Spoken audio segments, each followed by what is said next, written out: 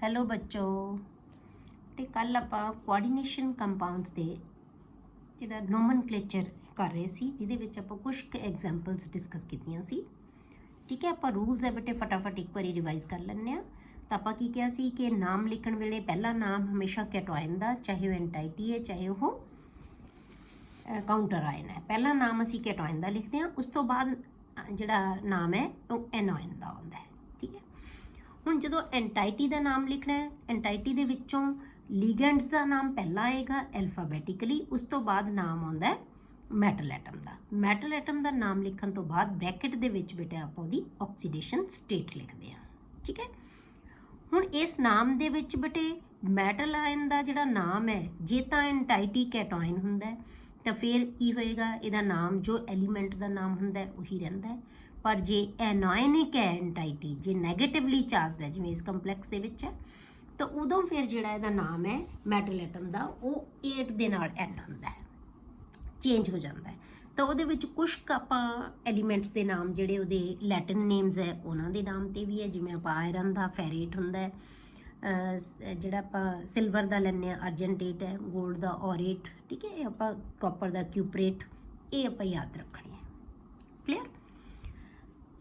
ਹੁਣ ਆਪਾਂ ਕਰਦੇ ਹਾਂ ਬੇਟੇ, ਜੇ ਤੁਹਾਡੇ ਕੋਲੇ ਕੈਟਾਇਨ ਤੇ ਜਿਹੜੇ ਐਨੋਇਨ ਦੋਨੋਂ ਹੀ ਐਂਟਾਈਟੀਜ਼ ਹੋਣ, ਠੀਕ ਹੈ, ਦੋਨੋਂ ਹੀ ਸਕੁਅਰ ਬ੍ਰੈਕਟ ਦੇ ਅੰਦਰ ਹੈ, ਮਤਲਬ ਕੈਟਾਇਨ ਵੀ ਐਨੋਇਨ ਵੀ। ਕੈਟਾਇਨ ਅਸੀਂ ਇਸ ਤਰ੍ਹਾਂ ਕਹਿ ਸਕਦੇ ਹਾਂ ਕਿਉਂਕਿ ਸਾਨੂੰ ਪਤਾ ਹੈ ਕਿ ਕੈਟਾਇਨ ਹਮੇਸ਼ਾ ਅੱਗੇ ਹੁੰਦਾ ਹੈ, ਐਨੋਇਨ ਪਿੱਛੇ। ਇਹ ਕੈਟਾਇਨਿਕ ਐਂਟਾਈਟੀ ਹੈ, ਇਹ ਐਨੋਇਨਿਕ ਐਂਟਾਈਟੀ ਹੈ। ਹੁਣ ਇਹ ਫਰਕ ਕੀ ਆਏਗਾ ਕਿ ਕੈਟਾਇਨਿਕ ਦੇ ਵਿੱਚ ਅਸੀਂ ਇਹਦਾ ਨਾਮ ਸੇਮ ਰੱਖਾਂਗੇ, ਪਰ ਐਨੋਇਨਿਕ ਦੇ ਵਿੱਚ ਇਹਦਾ ਨਾਮ ਚੇਂਜ ਹੋ ਜਾਏਗਾ। ਠੀਕ ਹੈ, ਜਿਹੜਾ ਮੈਟਲ ਐਟਮ ਦਾ। ਹੁਣ ਆਪਾਂ ਦੇਖਦੇ ਹਾਂ, ਪਹਿਲਾਂ ਆਪਾਂ ਕੈਟਾਇਨਿਕ ਐਂਟਾਈਟੀ ਦਾ ਨਾਮ ਲਿਖਾਂਗੇ ਤਾਂ ਪਹਿਲਾਂ ਅਸੀਂ ਨਾਮ ਕਿਹਦਾ ਲਿਖਣਾ ਬੇਟੇ, ਲੀਗੈਂਡਸ ਦੇ। ਤਾਂ ਕੀ ਆਏਗਾ, ਡਾਈਮੀਨ। ਠੀਕ ਹੈ, ਡਾਈਮੀਨ। ਉਸ ਤੋਂ ਬਾਅਦ ਸਿਲਵਰ, ਸਿਲਵਰ ਦਾ ਨਾਮ ਐਜ਼ ਇਟ ਇਜ਼ ਰਹੇਗਾ। ਹੁਣ ਇਹਦੀ ਆਕਸੀਡੇਸ਼ਨ ਸਟੇਟ, ਹੁਣ ਇਹਨੂੰ ਛੱਡ ਲਓ ਹਲੇ। ਫਿਰ ਆਪਾਂ ਐਨੋਇਨ ਦਾ ਨਾਮ ਲਿਖਾਂਗੇ। ਐਨੋਇਨਿਕ ਐਂਟਾਈਟੀ ਦੇ ਵਿੱਚ ਕੀ ਆਏਗਾ, ਪਹਿਲਾਂ ਨਾਮ ਲੀਗੈਂਡਸ ਦਾ, ਤਾਂ ਕੀ ਆਏਗਾ ਡਾਈਸਾਇਨਿਡੋ। ਉਸ ਤੋਂ ਬਾਅਦ ਹੁਣ ਜਿਹੜਾ ਐਨਾਇਨਿਕ ਐਂਟਾਈਟੀ ਹੈ ਤਾਂ ਮੈਟਲ ਐਟਮ ਦਾ ਨਾਮ ਚੇਂਜ ਹੋਏਗਾ, ਤਾਂ ਕੀ ਆਏਗਾ ਅਰਜੈਂਟੇਟ, ਤਾਂ ਇਹ ਆ ਗਿਆ ਅਰਜੈਂਟੇਟ। ਫਿਰ ਉਹਦੀ ਆਕਸੀਡੇਸ਼ਨ ਸਟੇਟ। ਹੁਣ ਆਕਸੀਡੇਸ਼ਨ ਸਟੇਟ ਕਿਵੇਂ ਕੱਢਣੀ ਹੈ ਬੇਟੇ, ਐਕਸ ਮੰਨ ਕੇ, ਯਾਦ ਰੱਖੋ ਐਕਸ ਮੰਨ ਕੇ ਕੱਢ ਲਓ, ਕਦੇ ਵੀ ਗਲਤੀ ਨਹੀਂ ਹੁੰਦੀ। ਤਾਂ ਕੀ ਆਏਗਾ, ਟੋਟਲ ਦੇਖੋ ਇਹਨਾਂ ਦੋਨਾਂ ਦੇ ਵਿੱਚ ਨੈਗੇਟਿਵ ਚਾਰਜ ਕਿੰਨਾ ਹੈ, 2 ਨੈਗੇਟਿਵ। ਇੱਕ CN ਦੇ ਉੱਤੇ ਇੱਕ ਨੈਗੇਟਿਵ ਦਾ, 2 ਨੈਗੇਟਿਵ, ਇਹ ਨਿਊਟਰਲ ਹੈ, ਇਹਦਾ ਮਤਲਬ 2 ਨੈਗੇਟਿਵ ਹੈ। ਤਾਂ 2x ਹੈ ਜਿਹੜਾ ਕਿਹਦੇ ਬਰਾਬਰ ਆ ਜਾਏਗਾ, 2 ਦੇ ਬਰਾਬਰ ਆ ਜਾਏਗਾ। ਤੇ x ਕਿਹਦੇ ਬਰਾਬਰ ਆ ਜਾਏਗਾ ਬੇਟੇ, 1 ਦੇ ਬਰਾਬਰ। ਤਾਂ ਇਹਦਾ ਮਤਲਬ ਦੋਨਾਂ ਦੀ ਜਿਹੜੀ ਆਕਸੀਡੇਸ਼ਨ ਸਟੇਟ ਹੈ ਉਹ ਕਿੰਨੀ ਹੈ, 1 ਹੈ। ਇਹਨੂੰ ਵੀ x ਮੰਨ ਲਿਆ, ਇਹਨੂੰ ਵੀ x। 2x = 2 ਦੇ, ਜਾਂ ਇਹ ਕਹਿ ਲਓ 2x - 2 = 0 ਦੇ। ਤਾਂ 2x = 2 ਆ ਗਿਆ, x = 1, ਕਿਉਂਕਿ ਇਹਦੇ ਉੱਤੇ ਕੋਈ ਚਾਰਜ ਨਹੀਂ ਹੈ। ਠੀਕ ਹੈ, ਤਾਂ ਉਸ ਤੋਂ ਬਾਅਦ ਜਿਹੜਾ ਅਗਲਾ ਕੰਪਾਊਂਡ ਦੇਖੋ ਤੁਸੀਂ, PTNH3 PTCl4। ਹੁਣ ਇਹ ਵੀ ਕੀ ਹੈ, ਐਂਟਾਈਟੀਜ਼ ਹੈ ਦੋਨੋਂ। ਤਾਂ ਨਾਮ ਪਹਿਲਾਂ ਕੈਟਾਇਨ ਦਾ, ਇਹ ਐਨੋਇਨ ਦਾ। ਪਹਿਲਾਂ ਅਸੀਂ ਨਾਮ ਕੈਟਾਇਨਿਕ ਐਂਟਾਈਟੀ ਦਾ ਲਿਖਾਂਗੇ ਤਾਂ ਕੀ ਆਏਗਾ, ਟੈਟਰਾਮੀਨ, ਟੈਟਰਾਮੀਨ। ਉਸ ਤੋਂ ਬਾਅਦ ਪਲੈਟੀਨਮ, ਆਕਸੀਡੇਸ਼ਨ ਸਟੇਟ। ਫਿਰ ਐਨੋਇਨਿਕ ਐਂਟਾਈਟੀ ਦਾ, ਫਿਰ ਕੀ ਆਏਗਾ ਇਹ ਟੈਟਰਾਕਲੋਰੀਡੋ। ਹੁਣ ਪਲੈਟੀਨੇਟ, ਕਿਉਂਕਿ ਇਹ ਐਨੋਇਨ ਦੇ ਵਿੱਚ ਹੈ ਮੈਟਲ ਐਟਮ, ਪਲੈਟੀਨੇਟ। ਹੁਣ ਆਕਸੀਡੇਸ਼ਨ ਸਟੇਟ ਲਿਖਣੀ ਹੈ। ਟੋਟਲ ਨੈਗੇਟਿਵ ਚਾਰਜ ਕਿੰਨਾ ਹੈ ਬੇਟੇ, 4 ਨੈਗੇਟਿਵ। 2x = 4 ਤੇ x = 2 ਦੇ। ਤਾਂ ਦੋਨੋਂ ਵੈਲੈਂਸੀਜ਼ ਕਿੰਨੀਆਂ, ਆਕਸੀਡੇਸ਼ਨ ਸਟੇਟਸ ਕਿੰਨੀਆਂ, 2। ਕਲੀਅਰ। ਹੁਣ ਤੁਹਾਡੇ ਕੋਲੇ ਡਿਫਰੈਂਟ ਆ ਗਈਆਂ ਬੇਟੇ, ਜਿਹੜੇ ਮੈਟਲ ਐਟਮਸ ਹੈ ਡਿਫਰੈਂਟ ਹੈ। ਪਹਿਲੀਆਂ 2 ਐਗਜ਼ਾਮਪਲਸ ਦੇ ਵਿੱਚ ਆਪਾਂ ਸੇਮ ਐਟਮਸ ਲਈਆਂ ਸੀ, ਹੁਣ ਡਿਫਰੈਂਟ ਹੈ। ਜਦੋਂ ਡਿਫਰੈਂਟ ਆਉਣਗੀਆਂ ਬੇਟੇ ਤਾਂ ਫਿਰ ਆਪਾਂ ਨਾਮ ਕਿਵੇਂ ਲਿਖਣਾ ਹੈ। ਹੁਣ ਇੱਥੇ ਦੇਖੋ ਤੁਸੀਂ, ਚਾਰਜ ਜੇ ਆਪਾਂ ਦੇਖਣਾ ਹੈ ਕਿੰਨਾ ਹੈ, ਇਹ ਚਾਰਜ ਇਹਦਾ ਮਤਲਬ ਇਹ 3 ਨੈਗੇਟਿਵ ਹੈ, ਕਿਉਂਕਿ ਸਾਨੂੰ ਪਤਾ ਹੈ ਨੈਗੇਟਿਵਲੀ ਚਾਰਜਡ ਹੈ। ਇੱਥੇ ਚਾਰਜ ਕੁਛ ਨਹੀਂ, ਇਹਦਾ ਮਤਲਬ ਇੱਥੇ 1 ਪੋਜ਼ਿਟਿਵ ਹੈ। ਕਲੀਅਰ ਹੋ ਗਿਆ, ਫਾਰਮੂਲਾ ਬਣ ਗਿਆ ਸਾਡੇ ਕੋਲੇ। ਇਹਦੇ ਉੱਤੇ 3 ਨੈਗੇਟਿਵ ਹੈ, ਇਹਦੇ ਉੱਤੇ 1 ਪੋਜ਼ਿਟਿਵ ਹੈ।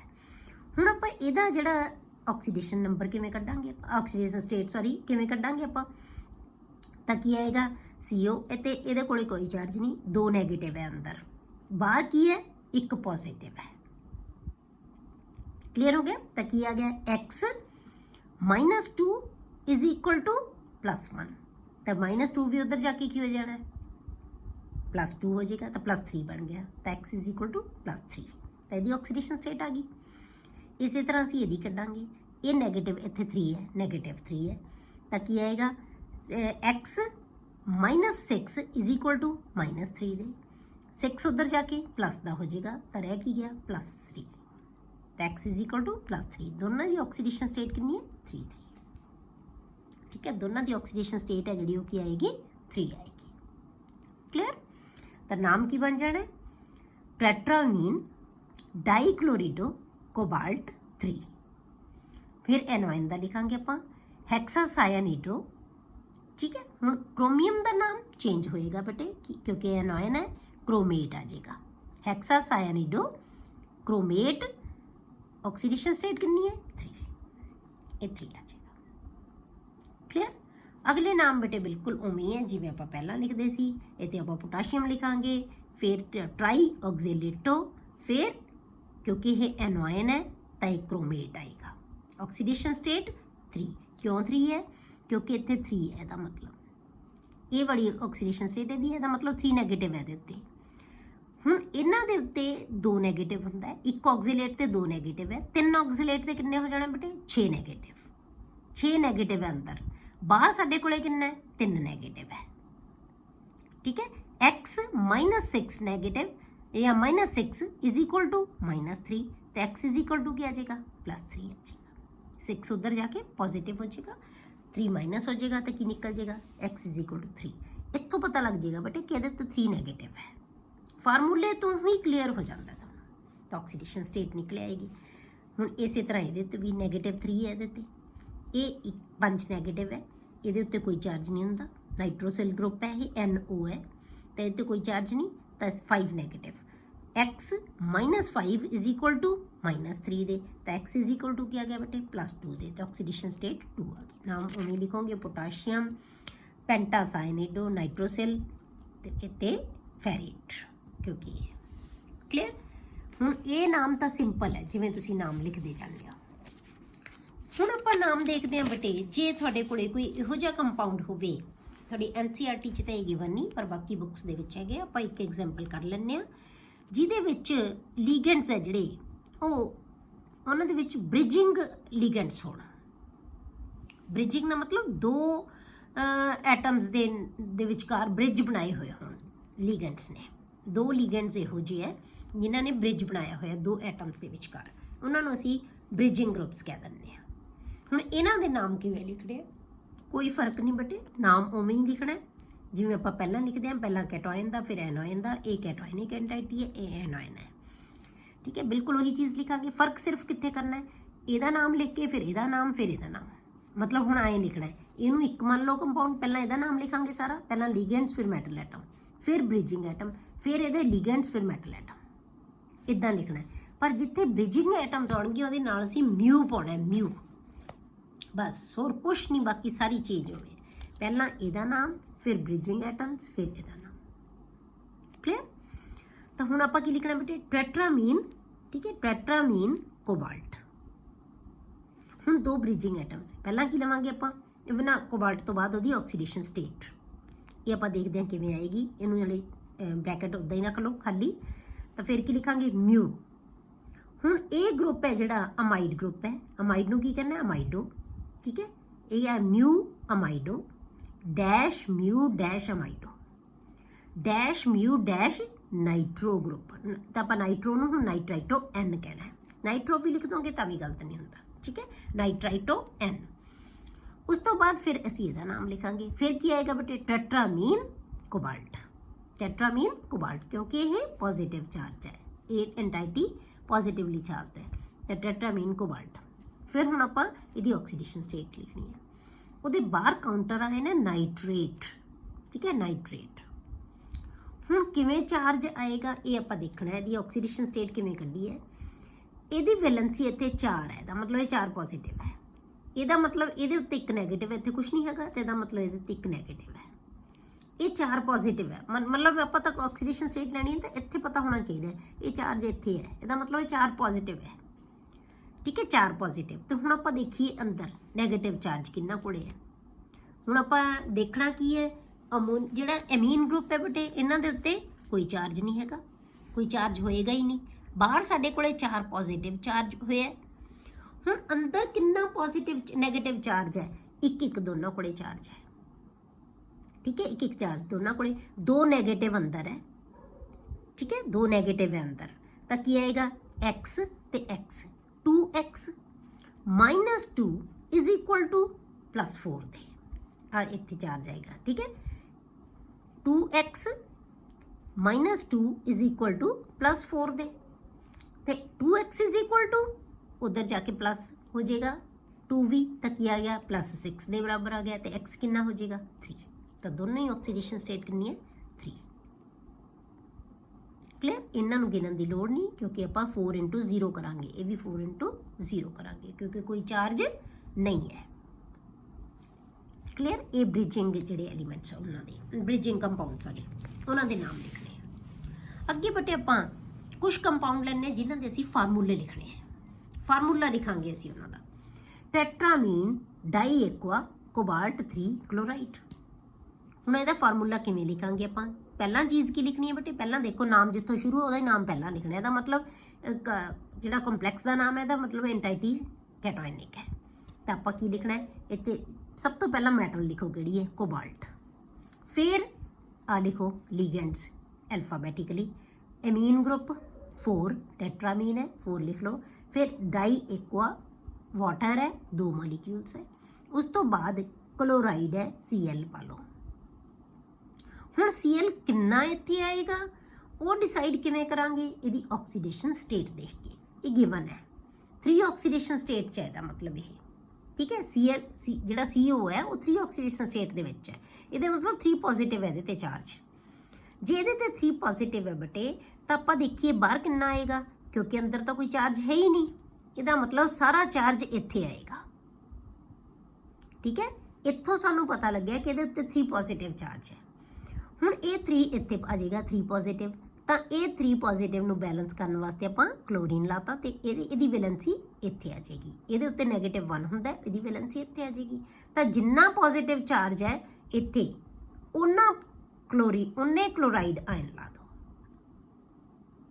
ਠੀਕ ਹੈ, ਇਹਦਾ ਚਾਰਜ ਇੱਥੇ ਬਣਾ ਦਿਓ, ਇਹਦੀ ਵੈਲੈਂਸੀ। ਕਲੀਅਰ ਹੋ ਗਿਆ? ਤੇ ਇਹ ਫਾਰਮੂਲਾ ਬਣ ਜਾਏਗਾ। ਮਤਲਬ ਇਹ ਦੇਖਣਾ ਵੀ ਅਸੀਂ ਕਲੋਰੀਨ ਤਾਂ ਸਾਨੂੰ ਦਿੱਤਾ ਹੋਇਆ ਕਲੋਰਾਈਡ ਦਾ, ਪਰ ਇਹ ਕਿੰਨੀਆਂ ਐਟਮਸ ਆਉਣੀਆਂ ਇਹ ਕੌਣ ਡਿਸਾਈਡ ਕਰੇ? ਸਿਰਫ ਚਾਰਜ ਨੂੰ ਬੈਲੈਂਸ ਕਰਨ ਵਾਸਤੇ ਹੀ ਹੁੰਦਾ ਨਾ ਕਾਊਂਟਰ ਆਇਨ ਤਾਂ ਇਹਦੇ ਉੱਤੇ ਚਾਰਜ ਕਿੰਨਾ ਸਾਨੂੰ ਦਿੱਤਾ ਹੋਇਆ ਹੈ ਕਿ 3 ਇਹਦੀ ਪੋਜ਼ਿਟਿਵ ਚਾਰਜ ਹੈ। ਤਾਂ ਇਹਦੇ ਅੰਦਰ ਤਾਂ ਕੋਈ ਨੈਗੇਟਿਵ ਚਾਰਜ ਹੈ ਹੀ ਨਹੀਂ, ਇਹਦਾ ਮਤਲਬ ਸਾਰਾ ਪੋਜ਼ਿਟਿਵ ਚਾਰਜ ਬਾਹਰ ਹੈ। ਤਾਂ 3 ਵੈਲੈਂਸੀ ਇੱਥੇ ਆ ਜਾਏਗੀ, ਤਾਂ ਇਹ ਆ ਜਾਏਗਾ Cl3। ਠੀਕ ਹੈ, ਪੋਟਾਸ਼ੀਅਮ ਟੈਟਰਾਸਾਇਨਾਈਡੋ ਨਿਕਲੇਟ। ਤਾਂ ਹੁਣ ਪੋਟਾਸ਼ੀਅਮ ਹੈ ਤਾਂ ਮਤਲਬ ਕਾਊਂਟਰ ਆਇਨ ਮੂਰੇ ਹੈ, ਕੀ ਲਿਖ ਲਾਂਗੇ। ਫਿਰ ਆਪਾਂ ਅੰਦਰ ਵਾਲੀ ਐਂਟਾਈਟੀ ਦੇ ਅੰਦਰ ਲਿਖਾਂਗੇ ਨਿਕਲੇਟ ਹੈ ਤਾਂ ਨਿਕਲ ਪਹਿਲਾਂ ਲਿਖਾਂਗੇ।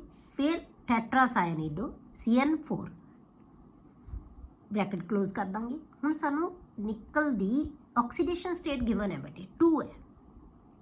2 ਹੈ ਦਾ ਮਤਲਬ ਇਹਦੇ ਉੱਤੇ 2 ਪੋਜ਼ਿਟਿਵ ਹੈ। ਅੰਦਰ ਨੈਗੇਟਿਵ ਕਿੰਨਾ ਹੈ ਬੇਟੇ? 4 ਨੈਗੇਟਿਵ ਹੈ।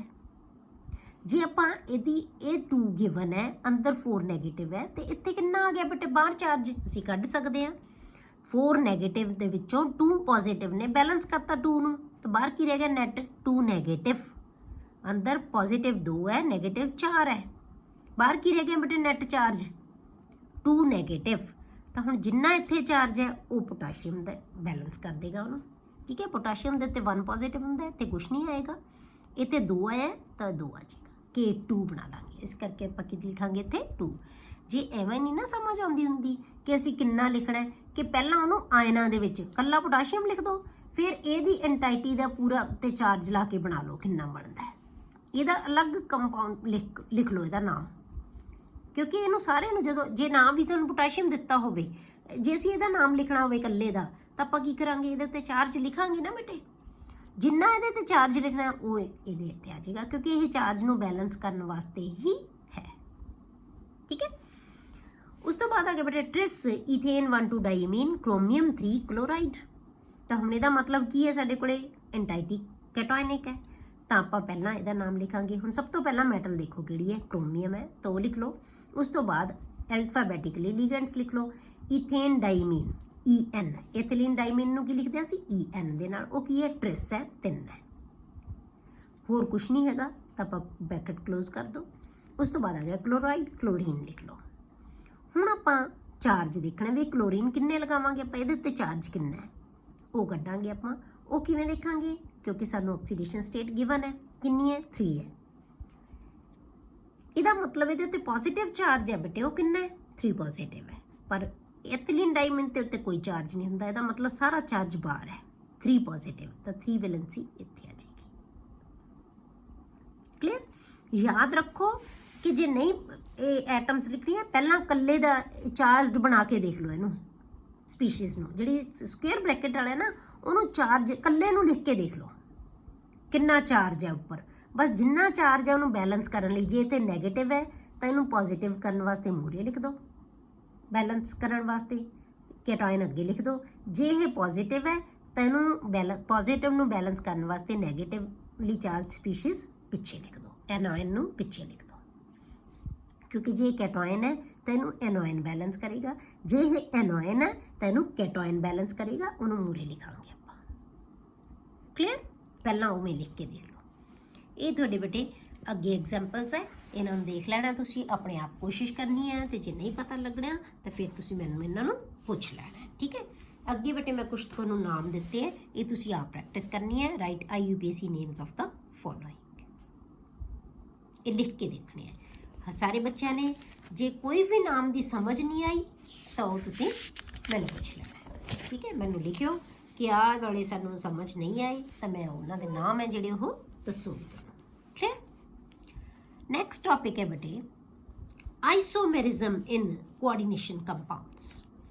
ਕੋਆਰਡੀਨੇਸ਼ਨ ਕੰਪਾਊਂਡਸ ਦੇ ਵਿੱਚ ਬੇਟੇ ਆਈਸੋਮੈਰਿਜ਼ਮ ਵੀ ਹੁੰਦੀ ਹੈ, ਤੇ ਕੋਆਰਡੀਨੇਸ਼ਨ ਕੰਪਾਊਂਡ ਦੀ ਆਈਸੋਮੈਰਿਜ਼ਮ ਹੈ ਜਿਹੜੀ ਬਹੁਤ ਇੰਪੋਰਟੈਂਟ ਹੈ। ਆਈਸੋਮਰਸ ਸਾਨੂੰ ਪਤਾ ਹੈ ਕਿ ਆਈਸੋਮਰਿਜ਼ਮ ਅਸੀਂ ਕਿਹਨੂੰ ਕਹਿੰਦੇ ਹਾਂ ਬੇਟੇ? 2 or more compounds having same chemical formula। ਇਹ ਆਪਾਂ ਪਹਿਲਾਂ ਵੀ ਪੜ੍ਹਿਆ ਹੋਇਆ ਕਿ ਮੋਲੀਕੂਲਰ ਫਾਰਮੂਲਾ ਕੀ ਹੋਵੇ ਬੇਟੇ? ਸੇਮ ਹੋਵੇ, but different arrangement of atoms ਜਾਂ ਉਹਨਾਂ ਦੀ ਬੌਂਡਿੰਗ ਹੈ ਜਿਹੜੀ ਉਹ ਡਿਫਰੈਂਟ ਹੋਵੇ, ਆਰ ਕਾਲਡ ਆਈਸੋਮਰਸ। ਉਹਨਾਂ ਨੂੰ ਅਸੀਂ ਆਈਸੋਮਰਸ ਕਹਿੰਦੇ ਹਾਂ, ਉਹਨਾਂ ਕੰਪਾਊਂਡਸ ਨੂੰ। ਐਂਡ ਦਾ ਫਿਨੋਮੀਨਾ ਇਜ਼ ਕਾਲਡ ਆਈਸੋਮਰਿਜ਼ਮ। ਉਹ ਜਿਹੜੀ ਪ੍ਰੋਪਰਟੀ ਹੈ ਉਹਨੂੰ ਕੀ ਕਿਹਾ ਜਾਂਦਾ ਹੈ? ਆਈਸੋਮਰਿਜ਼ਮ। Clear? Isomerism can be broadly classified into 2 categories। 2 categories ਦੇ ਵਿੱਚ ਅਸੀਂ ਪੜਾਂਗੇ ਇਹਨੂੰ ਬੇਟੇ, structural isomerism and stereo isomerism। ਇਹ ਡਿਪੈਂਡ ਕਰਦਾ ਹੈ ਕਿ ਕੀ ਹੈ। structural isomerism ਦੇ ਵਿੱਚ ਬੇਟੇ ਫਿਰ ਫਰਦਰ 4 ਤਰ੍ਹਾਂ ਦੀ ਹੁੰਦੀ ਹੈ structural isomerism, ਤੇ stereo isomerism ਹੈ ਜਿਹੜੀ ਉਹ 2 ਤਰ੍ਹਾਂ ਦੀ। ਸਟਰਕਚਰਲ ਆਈਸੋਮੈਰਿਜ਼ਮ ਦੇ ਵਿੱਚ ਆਇਓਨਾਈਜੇਸ਼ਨ ਆਈਸੋਮੈਰਿਜ਼ਮ, ਸੋਲਵੇਟ ਜਾਂ ਹਾਈਡਰੇਟ ਵੀ ਕਹਿ ਦਿੰਦੇ ਆ ਇਹਨੂੰ ਆਈਸੋਮੈਰਿਜ਼ਮ, ਲਿੰਕੇਜ ਆਈਸੋਮੈਰਿਜ਼ਮ ਐਂਡ ਕੋਆਰਡੀਨੇਸ਼ਨ ਆਈਸੋਮੈਰਿਜ਼ਮ। ਤੇ ਸਟੀਰੀਓ ਆਈਸੋਮੈਰਿਜ਼ਮ ਦੇ ਵਿੱਚ ਆਪਾਂ ਪੜਾਂਗੇ ਜਿਓਮੈਟ੍ਰੀਕਲ ਆਈਸੋਮੈਰਿਜ਼ਮ ਐਂਡ ਆਪਟੀਕਲ ਆਈਸੋਮੈਰਿਜ਼ਮ। ਇਹ ਜਿਹੜੀ ਸਟਰਕਚਰਲ ਆਈਸੋਮੈਰਿਜ਼ਮ ਹੈ ਨਾ ਬੇਟੇ, ਨਾਮ ਤੋਂ ਹੀ ਤੁਹਾਨੂੰ ਕਲੀਅਰ ਹੁੰਦਾ ਜਾਏ। ਇੱਕ ਵਾਰ ਤੁਹਾਨੂੰ ਲੱਗਦਾ ਜਦੋਂ ਤੁਸੀਂ ਪੜ੍ਹ ਲਿਆ ਫਿਰ ਤੁਹਾਨੂੰ ਐ ਲੱਗੇਗਾ ਨਾਮ ਤੋਂ ਹੀ ਸਾਨੂੰ ਕਲੀਅਰ ਹੋ ਜਾਂਦਾ ਹੈ ਕਿ ਕੀ ਆਈਸੋਮੈਰਿਜ਼ਮ ਇਹ ਹੋਏਗੀ, ਠੀਕ ਹੈ। ਆਪਾਂ ਸਭ ਤੋਂ ਪਹਿਲਾਂ ਆਪਾਂ ਸ਼ੁਰੂ ਕਰਦੇ ਹਾਂ ਬੇਟੇ structural ਆਈਸੋਮੈਰਿਜ਼ਮ। The isomers which have same molecular formula but different bonds। molecular formula same ਹੋਏਗਾ ਪਰ bonding ਦੇ ਵਿੱਚ different ਹੋਏਗਾ, ligands ਦੀ bonding ਦੇ ਵਿੱਚ difference ਹੋਏਗਾ, ਉਹਨੂੰ ਅਸੀਂ ਕਹਿੰਦੇ ਆ ਜਿਹੜਾ structural isomers। ਉਹਨੂੰ ਕੀ ਕਿਹਾ ਜਾਂਦਾ? structural isomers। and the phenomena is called structural isomerism।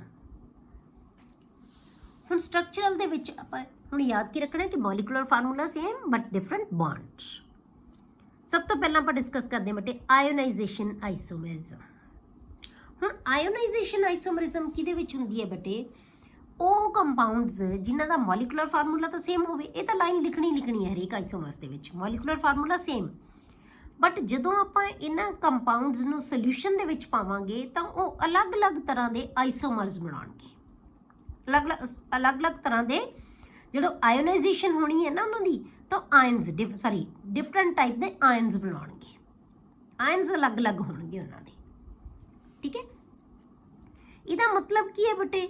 ਜਿਹੜਾ ਕਾਊਂਟਰ ਆਇਨ ਹੈ ਨਾ ਉਹਦਾ, ਉਹ ਵੀ ਲਿਗੈਂਡ ਦਾ ਕੰਮ ਕਰ ਸਕਦਾ ਹੋਵੇ, ਠੀਕ ਹੈ। ਉਹ ਵੀ ਲਿਗੈਂਡ ਦੀ ਤਰ੍ਹਾਂ ਬਿਹੇਵ ਕਰ ਸਕਦਾ ਹੋਵੇ ਤਾਂ ਉਹ ਜਿਹੜਾ ਹੈਗਾ ਆਇਓਨਾਈਜੇਸ਼ਨ ਆਈਸੋਮਰਿਜ਼ਮ ਸ਼ੋ ਕਰ ਸਕੇਗਾ।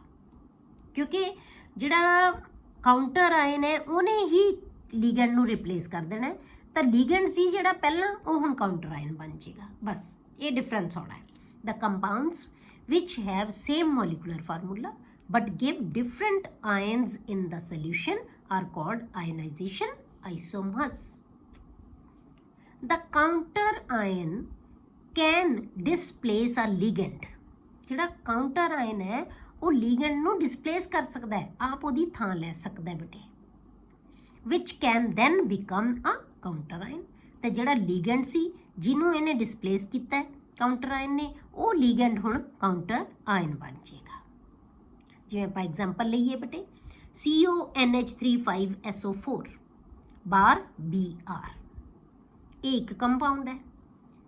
ਇਹਦਾ ਜਿਹੜਾ ਆਈਸੋਮਰ ਇੱਕ ਹੋਰ ਬਣ ਸਕਦਾ ਹੈ ਜਿਹਨੂੰ ਅਸੀਂ ਆਇਓਨਾਈਜੇਸ਼ਨ ਆਈਸੋਮਰ ਕਹਾਂਗੇ।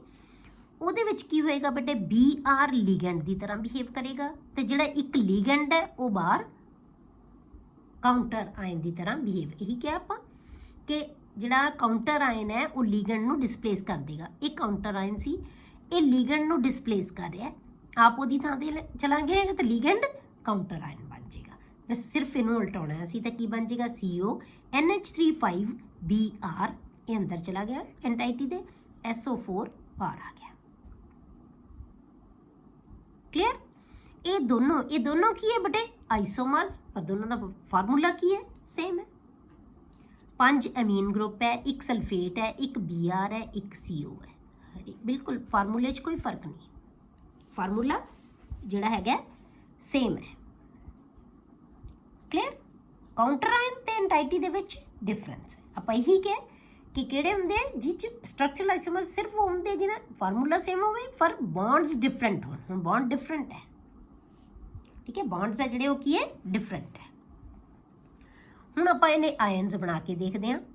ਆਇਨਾਈਜੇਸ਼ਨ ਆਈਸੋਮਰਸ, ਇਹ these are ionization isomers because they give different ions in solution. ਕਿਉਂਕਿ ਜਦੋਂ ਹੁਣ ਅਸੀਂ ਇਹਨੂੰ ਆਇਓਨਾਈਜ਼ ਕਰਾਂਗੇ, ਹੁਣ ਆਪਾਂ ਦੋਨਾਂ ਨੂੰ ਆਇਓਨਾਈਜ਼ ਕਰਕੇ ਦੇਖਦੇ ਹਾਂ, ਇਹਨਾਂ ਦੋਨਾਂ ਨੂੰ। ਪਹਿਲਾਂ ਅਸੀਂ ਇਹ ਕੰਪਾਊਂਡ ਲੈਂਦੇ ਹਾਂ, ਇਹਨੂੰ ਅਸੀਂ ਆਇਓਨਾਈਜ਼ ਕਰਾਂਗੇ ਤਾਂ ਬੇਟੇ ਕੀ ਹੋਏਗਾ, ਸਾਨੂੰ ਪਤਾ ਹੈ ਕਿ ਐਂਟਾਈਟੀ ਦੇ ਅੰਦਰ ਵਾਲੀ ਚੀਜ਼ ਕਦੇ ਵੀ ਆਇਓਨਾਈਜ਼ ਨਹੀਂ ਹੁੰਦੀ, ਠੀਕ ਹੈ। ਤਾਂ ਬਾਹਰ ਕਿਉਂਕਿ ਕੋਈ ਚਾਰਜ ਹੈ ਨਹੀਂ, ਇਹਦਾ ਮਤਲਬ 1 1 ਹੈ, ਇਹ ਤੇ 1 ਪੋਜ਼ਿਟਿਵ, ਇਹਦੇ ਤੇ 1 ਨੈਗੇਟਿਵ, ਤਾਂ ਕੀ ਆ ਗਿਆ, ਪੋਜ਼ਿਟਿਵ ਤੇ Br ਨੈਗੇਟਿਵ। ਐਂਟਾਈਟੀ ਉਵੇਂ ਰਹੇਗੀ, ਇਹ ਆਇਓਨਾਈਜ਼ ਨਹੀਂ ਹੁੰਦੀ। ਸਾਨੂੰ ਪਤਾ ਹੈ ਕਿ ਜਿਹੜੇ ਕਾਊਂਟਰ ਆਇਨ ਹੁੰਦਾ ਸਿਰਫ ਉਹ ਆਇਓਨਾਈਜ਼ ਹੁੰਦਾ ਹੈ, ਜਿਹੜਾ ਐਂਟਾਈਟੀ ਦੇ ਅੰਦਰ ਹੈ ਜਿਹੜੀਆਂ ਸਪੀਸ਼ੀਜ਼ ਉਹ ਕਦੇ ਵੀ ਆਇਓਨਾਈਜ਼ ਨਹੀਂ ਹੁੰਦੀਆਂ ਜਦੋਂ ਇਹਨੂੰ ਪਾਣੀ 'ਚ ਪਾਇਆ ਜਾਂਦਾ ਹੈ। ਤਾਂ ਇਹ ਆਇਓਨਾਈਜ਼ ਹੋ ਕੇ ਇਹਨੇ ਆਹ ਚੀਜ਼ ਬਣਾਤੀ। ਜੇ ਇਹ ਕੰਪਾਊਂਡ ਇੱਦਾਂ ਬਣਿਆ ਹੋਇਆ ਬੇਟੇ, Br ਅੰਦਰ ਹੈ, SO4 ਬਾਹਰ ਹੈ, ਤਾਂ ਫਿਰ ਕੀ ਹੋਏਗਾ, ਇਹ ਇੱਦਾਂ ਆਇਓਨਾਈਜ਼ ਹੋਏਗਾ ਕਿਉਂਕਿ ਸਾਨੂੰ ਪਤਾ ਸਲਫੇਟ ਦੇ ਉੱਤੇ 2 ਨੈਗੇਟਿਵ ਹੁੰਦਾ ਹੈ। ਤਾਂ ਇਹਦਾ ਮਤਲਬ ਕਿਉਂਕਿ ਕੋਈ ਚਾਰਜ ਹੈ ਨਹੀਂ, ਇੱਥੇ ਕੋਈ ਕੁਛ ਨਹੀਂ ਲਗਾਇਆ ਹੋਇਆ ਆਪਾਂ, ਇਹਦਾ ਮਤਲਬ ਇਹਦੇ ਉੱਤੇ 2 ਪੋਜ਼ਿਟਿਵ ਹੈ, ਠੀਕ ਹੈ। ਕਿਉਂਕਿ 2 ਨੈਗੇਟਿਵ ਹੈ, 2 ਪੋਜ਼ਿਟਿਵ, ਕਿਉਂਕਿ ਚਾਰਜ ਬਰਾਬਰ ਹੈ, ਇਸ ਕਰਕੇ ਕੁਛ ਵੀ ਨਹੀਂ ਨਾ ਅਸੀਂ ਇੱਥੇ ਕੁਛ ਲਗਾਇਆ ਨਾ ਅਸੀਂ ਸਲਫੇਟ ਦੇ ਬਾਹਰ ਕੁਛ ਲਗਾਇਆ। ਇਹਦਾ ਮਤਲਬ ਦੋਨਾਂ ਦਾ ਚਾਰਜ ਬਰਾਬਰ ਹੈ। ਚਾਰਜ ਬਰਾਬਰ ਹੈ ਤਾਂ ਕੀ ਹੋਏਗਾ ਫਿਰ, ਇਹ ਪੋਜ਼ਿਟਿਵ ਹੈ, ਨੈਗੇਟਿਵ। ਸਾਨੂੰ ਪਤਾ ਸਲਫੇਟ ਦੇ ਉੱਤੇ 2 ਨੈਗੇਟਿਵ ਹੁੰਦਾ ਹੈ, ਤਾਂ ਇਹ 2 ਨੈਗੇਟਿਵ ਤਾਂ ਅੰਡਰਸਟੂਡ ਹੈ, 2 ਪੋਜ਼ਿਟਿਵ ਹੈ। ਕਲੀਅਰ? ਤਾਂ ਇਹਨੇ Br ਆਇਨ ਦਿੱਤਾ ਕਾਊਂਟਰ ਆਇਨ, ਇਹਨੇ ਸਲਫੇਟ ਦਿੱਤਾ, ਫਾਰਮੂਲਾ ਦੋਨਾਂ ਦਾ ਸੇਮ ਹੈ। ਕਲੀਅਰ? ਜਦੋਂ ਆਪਾਂ ਚੈੱਕ ਕਰਨਾ ਹੈ ਤਾਂ ਇਹ ਜਿਹੜਾ ਕੰਪਾਊਂਡ ਹੈ, ਇੱਕ ਆਈਸੋਮਰ ਹੈ ਜਿਹੜਾ ਉਹ ਸਿਲਵਰ ਨਾਈਟ੍ਰੇਟ ਦੇ ਸੋਲਿਊਸ਼ਨ ਦੇ ਨਾਲ ਜਿਹੜੇ ਹੈਗੇ ਆ ਪ੍ਰੈਸੀਪਿਟੇਟਸ ਬਣਾਏਗਾ ਤੇ ਦੂਜਾ ਨਹੀਂ ਬਣਾਏਗਾ। ਜੇ ਇਹਨਾਂ ਦੋਨਾਂ ਦੇ ਵਿੱਚ ਅਸੀਂ ਬੇਰੀਅਮ ਕਲੋਰਾਈਡ ਪਾ ਦਈਏ ਤਾਂ ਇੱਕ ਸਲਫੇਟ ਦਾ ਟੈਸਟ ਦੇਗਾ, ਮਤਲਬ ਕਿ ਬੇਰੀਅਮ ਸਲਫੇਟ ਦੇ ਵਾਈਟ ਕਲਰ ਦੇ ਪ੍ਰੈਸੀਪਿਟੇਟਸ ਬਣਾ ਲੇਗਾ, ਪਰ ਦੂਜਾ ਨਹੀਂ ਬਣਾਏਗਾ ਕਿਉਂਕਿ ਸਲਫੇਟ ਹੈ ਨਹੀਂ। ਬੇਰੀਅਮ ਕਲੋਰਾਈਡ ਪਾਵਾਂਗੇ ਦੋਨਾਂ 'ਚ, ਜਿਹੜੇ ਆਈਸੋਮਰ ਦੇ ਵਿੱਚ ਵਾਈਟ ਕਲਰ ਦੇ ਪ੍ਰੈਸੀਪਿਟੇਟ ਬਣ ਗਏ ਦਾ ਮਤਲਬ ਉਹਦੇ 'ਚ ਸਲਫੇਟ ਹੈ, ਜਿਹ 'ਚ ਨਹੀਂ ਬਣਨਗੇ ਦਾ ਮਤਲਬ ਉਹਦੇ 'ਚ ਸਲਫੇਟ ਨਹੀਂ ਹੈ। ਕਲੀਅਰ ਹੋ ਗਿਆ? ਤਾਂ ਇਹ ਆ ਗਿਆ ਤੁਹਾਡੇ ਕੋਲੇ ਆਇਓਨਾਈਜੇਸ਼ਨ ਆਈਸੋਮਰਿਜ਼ਮ। ਕਿਹਨੂੰ ਕਹਿੰਦੇ ਆ, ਜਿਹਦੇ ਆਇਨਸ ਡਿਫਰੈਂਟ ਹੋਣ ਜਦੋਂ ਉਹਨਾਂ ਨੂੰ ਸੋਲਿਊਸ਼ਨ ਬਣਾਇਆ ਜਾਂਦਾ ਹੈ। ਜਦੋਂ ਉਹਨੂੰ ਪਾਣੀ ਦੇ ਵਿੱਚ ਡਿਸੋਲਵ ਕਰਦੇ ਆ ਆਇਓਨਾਈਜ਼ ਹੋ ਜਾਂਦੇ ਆ ਤੇ ਆਇਨਸ ਡਿਫਰੈਂਟ ਦੇਣਗੇ। ਕਲੀਅਰ? ਦੂਸਰਾ ਸੋਲਵੇਟ ਔਰ ਹਾਈਡਰੇਟ ਆਈਸੋਮਰਿਜ਼ਮ, ਇਹ ਵੀ ਬੇਟੇ ਆਇਓਨਾਈਜੇਸ਼ਨ ਆਈਸੋਮਰਿਜ਼ਮ ਦੀ ਤਰ੍ਹਾਂ ਹੀ ਹੈ ਬਿਲਕੁਲ, ਜਿਵੇਂ ਆਪਾਂ ਆਇਓਨਾਈਜੇਸ਼ਨ ਆਈਸੋਮਰਿਜ਼ਮ ਆ ਉਹਦਾ ਹੀ ਪਾਰਟ ਹੈ। ਬਸ ਫਰਕ ਕੀ ਹੈ ਕਿ ਜਿਹੜਾ ਇਹਦੇ ਵਿੱਚ ਲੀਗੈਂਡ ਹੈ ਨਾ ਜਿਹੜਾ ਆਪਾਂ ਕਿਹਾ ਕਿ ਬਾਹਰ ਜਾਂ ਅੰਦਰ ਕੀ ਹੋਏਗਾ, ਇਹ 'ਚ ਸਿਰਫ ਫਰਕ ਕਿਹਦਾ ਆਏਗਾ, ਵਾਟਰ ਮੋਲੀਕਿਊਲਸ ਦਾ, ਵਾਟਰ ਮੋਲੀਕਿਊਲਸ ਦਾ। ਤੇ ਜਿਹੜਾ ਸੋਲਵੈਂਟ ਵੀ ਅਸੀਂ ਯੂਜ਼ ਕਰਨਾ ਇਸ ਕੰਪਾਊਂਡ ਦੇ ਵਿੱਚ ਉਹ ਪਾਣੀ ਹੋਵੇ।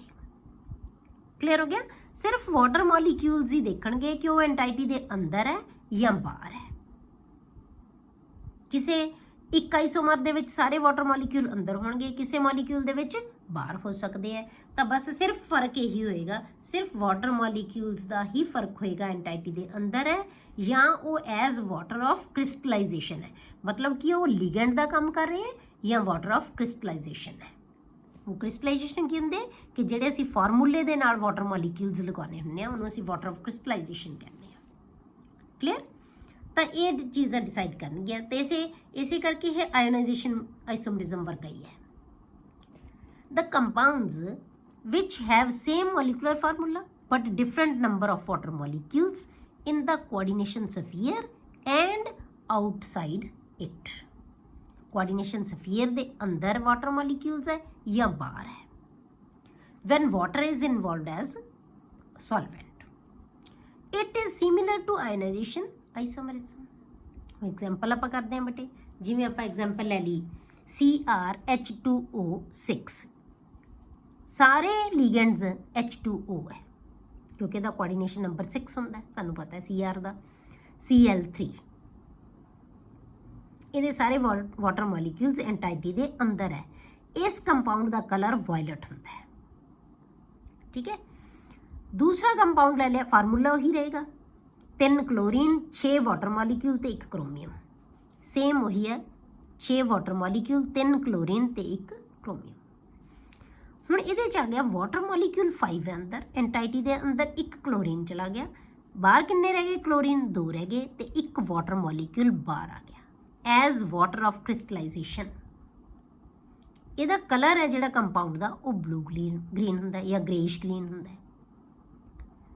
ਅਗਲਾ ਜਿਹੜਾ ਕੰਪਾਊਂਡ ਹੈ ਬਟ ਤੀਸਰਾ ਇਹਦਾ ਆਈਸੋਮਰ ਹੈ CrH2O4, Cl2 ਅੰਦਰ ਚਲਾ ਗਿਆ, 2 Cl ਕਿਉਂਕਿ ਅੰਦਰ ਤਾਂ 6 ਤਾਂ ਪੂਰੇ ਕਰਨੇ ਹੈ ਨਾ, ਇਹਦਾ ਕੋਆਰਡੀਨੇਸ਼ਨ ਨੰਬਰ ਤਾਂ ਪੂਰਾ ਕਰਨਾ ਹੀ ਹੈ ਸੈਕੰਡਰੀ ਵੈਲੈਂਸੀ ਇਹਦੀ। ਬਾਹਰ ਕਿੰਨਾ ਰਹਿ ਗਿਆ Cl, 1 ਕਿਉਂਕਿ Cl ਸਾਡੇ ਕੋਲ 3 ਹੈ ਟੋਟਲ, ਤੇ ਬਾਹਰ ਵਾਟਰ ਮੋਲੀਕਿਊਲ ਕਿੰਨੇ ਆ ਗਏ 2 ਕਿਉਂਕਿ ਟੋਟਲ ਸਾਡੇ ਕੋਲੇ ਵਾਟਰ ਮੋਲੀਕਿਊਲ ਕਿੰਨੇ ਹੈ 6 ਹੈ। ਤਾਂ 4 ਅੰਦਰ ਐਂਟਾਈਟੀ ਦੇ, 2 ਵਾਟਰ ਮੋਲੀਕਿਊਲਸ ਕੀ ਹੋ ਗਏ, ਵਾਟਰ ਆਫ ਕ੍ਰਿਸਟਲਾਈਜੇਸ਼ਨ। ਇਸ ਮੋਲੀਕਿਊਲ ਦਾ ਕਲਰ ਹੈ ਜਿਹੜਾ ਉਹ ਕੀ ਹੈ, ਡਾਰਕ ਗ੍ਰੀਨ। ਤਿੰਨੋਂ ਹੀ ਕੰਪਾਊਂਡ ਹੈ ਜਿਹੜੇ ਉਹ ਕੀ ਹੈ ਬੇਟੇ, ਡਿਫਰੈਂਟ ਹੈ। ਤਾਂ ਇਹਨਾਂ ਨੂੰ ਆਪਾਂ ਕੀ ਕਹਿੰਦੇ ਆ, ਆਈਸੋਮਰਸ। ਕਿਹੜੇ ਆਈਸੋਮਰ, ਸੋਲਵੇਟ ਔਰ ਹਾਈਡਰੇਟ ਆਈਸੋਮਰਸ। ਕਲੀਅਰ? ਇਹ ਆ ਗਏ ਬੇਟੇ ਦੂਸਰੀ ਤਰ੍ਹਾਂ ਦਾ ਸਟਰਕਚਰਲ ਆਈਸੋਮਰਿਜ਼ਮ। ਹੁਣ ਆਪਾਂ ਕਰਦੇ ਹਾਂ ਬੇਟੇ ਤੀਸਰਾ, ਲਿੰਕੇਜ ਆਈਸੋਮਰਿਜ਼ਮ। ਲਿੰਕੇਜ ਇਹ ਕੰਡੀਸ਼ਨ ਹੈ ਬੇਟੇ, ਇਹ ਸਿਰਫ ਉਹਨਾਂ ਕੰਪਾਊਂਡਸ ਦੇ ਵਿੱਚ ਹੋਏਗਾ ਜਿਨ੍ਹਾਂ ਦੇ ਵਿੱਚ ਐਂਬੀਡੈਂਟ ਲੀਗੈਂਡ ਹੋਣਗੇ। ਐਂਬੀਡੈਂਟ ਲੀਗੈਂਡ ਕਿਹਨੂੰ ਕਹਿੰਦੇ ਬੇਟੇ, ਜਿਹੜਾ ਕਿ ਯੂਨੀਡੈਂਟੇਟ ਲੀਗੈਂਡ ਹੋਵੇ ਜਾਂ ਮੋਨੋਡੈਂਟੇਟ ਲੀਗੈਂਡ ਹੋਵੇ ਪਰ ਉਹਦੇ ਵਿੱਚ ਡੋਨਰ ਐਟਮਸ 2 ਹੋ ਸਕਣ, 2 ਡੋਨਰ ਐਟਮਸ। ਜਿਵੇਂ ਆਪਾਂ CN ਦੇ ਵਿੱਚ ਕਿਹਾ ਸੀ, C ਵੀ ਡੋਨੇਟ ਕਰ ਸਕਦਾ ਹੈ, N ਵੀ ਕਰ ਸਕਦਾ ਹੈ, ਪਰ ਡੋਨੇਸ਼ਨ ਇੱਕੋ ਹੀ, ਇੱਕ ਬੌਂਡ ਇੱਕੋ ਹੀ ਬਣਾਏਗਾ ਇਹ। ਇਵੇਂ ਆਪਾਂ ਨਾਈਟ੍ਰੋ ਗਰੁੱਪ ਦਾ ਕਰਦੇ ਹਾਂ, NO2 ਦਾ। ਨਾਈਟ੍ਰੋਜਨ ਵੀ ਉਹਦੇ 'ਚ ਡੋਨਰ ਐਟਮ ਹੈ, ਆਕਸੀਜਨ ਵੀ ਹੈ। ਜੇ ਨਾਈਟ੍ਰੋਜਨ ਨਾਲ ਕਰਦਾ ਹੈ ਤਾਂ ਆਪਾਂ ਉਹਨੂੰ ਨਾਈਟ੍ਰਾਈਟੋ N ਕਹਿ ਦਿੰਦੇ ਹਾਂ, ਜੇ O ਨਾਲ ਕਰਦਾ ਹੈ ਤਾਂ ਨਾਈਟ੍ਰਾਈਟੋ O ਕਹਿ ਦਿੰਦੇ ਹਾਂ। ਤਾਂ ਇਹਦਾ ਮਤਲਬ ਕੀ ਹੈ, ਇਹਨੂੰ ਅਸੀਂ ਲਿੰਕੇਜ ਆਈਸੋਮਰਿਜ਼ਮ ਕਹਾਂਗੇ। ਇਹਦੀ ਕੰਡੀਸ਼ਨ ਹੈ ਸਿਰਫ ਉਹਨਾਂ ਕੰਪਾਊਂਡਸ 'ਚ ਹੋਏਗਾ ਬਟ ਜਿਨ੍ਹਾਂ ਦੇ ਵਿੱਚ ਐਂਬੀਡੈਂਟ ਲੀਗੈਂਡ ਹੋਏ ਜ਼ਰੂਰ। This type of isomerism arises in compounds containing ambident ligand. The compounds which have same molecular formula but differ in mode of attachment of a ligand to the metal ion are called linkage isomer. सिर्फ mode of attachment different होवे, मतलब ligand तो इक्को ही है, ਉਹਦੀ atom ਹੈ ਜਿਹੜੀ attach ਹੋ ਰਹੀ ਹੈ ਜਿਹੜੀ ਮੈਟਲ ਐਟਮ ਨੂੰ ਉਹ ਡਿਫਰੈਂਟ ਹੋਵੇ, ਉਹਨੂੰ ਅਸੀਂ ਕਹਾਂਗੇ ਲਿੰਕੇਜ ਆਈਸੋਮੈਰਿਜ਼ਮ। ਤੁਹਾਨੂੰ ਕਿਹਾ ਸੀ ਕਿ ਨਾਮ ਤੋਂ ਹੀ ਤੁਹਾਨੂੰ ਕਲੀਅਰ ਹੋਣ ਲੱਗ ਜਾਣਾ ਫਿਰ। ਕਲੀਅਰ? ਐਗਜ਼ਾਮਪਲ ਜੇ ਆਪਾਂ ਇਹਦੀ ਕਰੀਏ, CONH35NO2, ਬਾਹਰ ਕੀ ਹੈ Cl2, ਇਹ ਇੱਕ ਕੰਪਾਊਂਡ ਹੈ। ਇਹਦਾ ਅਸੀਂ ਦੂਜਾ ਆਈਸੋਮਰ ਕੀ ਬਣਾ ਸਕਦੇ ਹਾਂ, CONH35। ਹੁਣ NO2 ਕੀ ਹੈ ਬੇਟੇ, ਇਹ ਐਂਬੀਡੈਂਟ ਲਿਗੈਂਡ ਹੈ। ਇਹ NO2 ਲਿਖਣ ਦਾ ਮਤਲਬ N donation N atom, donor atom N ਹੈ। ਹੁਣ ਅਸੀਂ ਇਹਨੂੰ ONO ਲਿਖਤਾ, ਇਹਦਾ ਮਤਲਬ ਡੋਨਰ ਐਟਮ O ਹੈ। ਤਾਂ ਦੋਨੋਂ ਕੰਪਾਊਂਡ ਕੀ ਹੋ ਗਏ, ਡਿਫਰੈਂਟ ਹੋ ਗਏ। ਮੋਡ ਆਫ ਅਟੈਚਮੈਂਟ ਕੀ ਹੋ ਗਿਆ, ਇਹਦੇ 'ਚ ਨਾਈਟ੍ਰੋਜਨ ਅਟੈਚ ਹੋ ਰਹੀ ਹੈ, ਇਹਦੇ 'ਚ ਆਕਸੀਜਨ ਅਟੈਚ ਹੋ ਰਹੀ ਹੈ। ਫਾਰਮੂਲਾ ਸੇਮ ਹੈ, ਤੇ ਇਹਨੂੰ ਅਸੀਂ ਕਹਿੰਦੇ ਹਾਂ ਲਿੰਕੇਜ ਆਈਸੋਮਰਿਜ਼ਮ। ਇਹ ਕੰਪਾਊਂਡ ਦਾ ਕਲਰ ਰੈੱਡ ਹੁੰਦਾ ਹੈ, ਇਸ ਕੰਪਾਊਂਡ ਦਾ ਕਲਰ ਯੈਲੋ ਹੁੰਦਾ ਹੈ। ਕਲੀਅਰ। ਹੁਣ ਇਸ ਤਰ੍ਹਾਂ ਦੇ ਕੰਪਾਊਂਡ ਨੂੰ ਕਿ ਅਲੱਗ-ਅਲੱਗ ਬਣਾਉਂਦਾ ਹੈ, ਇਹਨੂੰ ਪਹਿਲੇ ਸਭ ਤੋਂ ਫਸਟ ਟਾਈਮ ਜਿਹੜਾ ਡਿਸਕਵਰ ਕੀਤਾ ਸੀ ਨਾ ਉਹਨੇ, ਉਹ ਜੋਰਜਨਸਨ ਨੇ ਕੀਤਾ ਸੀ। ਡਿਸਕਵਰਡ ਸੱਚ ਬਿਹੇਵੀਅਰ ਇਨ ਅਬਵ ਕੰਪਲੈਕਸ, ਕਿ ਜਿਹੜੀ ਅਟੈਚਮੈਂਟ ਹੈ ਉਹ ਦੋ ਤਰ੍ਹਾਂ ਦੀ ਹੋ ਸਕਦੀ ਹੈ। ਤਾਂ ਇਹ ਦੋ ਤਰ੍ਹਾਂ ਦੇ ਕੰਪਾਊਂਡ ਬਣਾਉਂਦਾ ਹੈ ਅਟੈਚਮੈਂਟ ਦੇ ਨਾਲ। ਇਹ ਡਿਸਕਵਰੀ ਕੀਤੀ ਸੀ ਜੋਰਜਨਸਨ ਨੇ। ਕਲੀਅਰ। ਅਗਲਾ ਬੇਟੇ ਫੋਰਥ ਜਿਹੜਾ ਸਟਰਕਚਰਲ ਆਈਸੋਮਰਿਜ਼ਮ ਹੈ ਉਹ ਹੈ ਕੋਆਰਡੀਨੇਸ਼ਨ ਆਈਸੋਮਰਿਜ਼ਮ।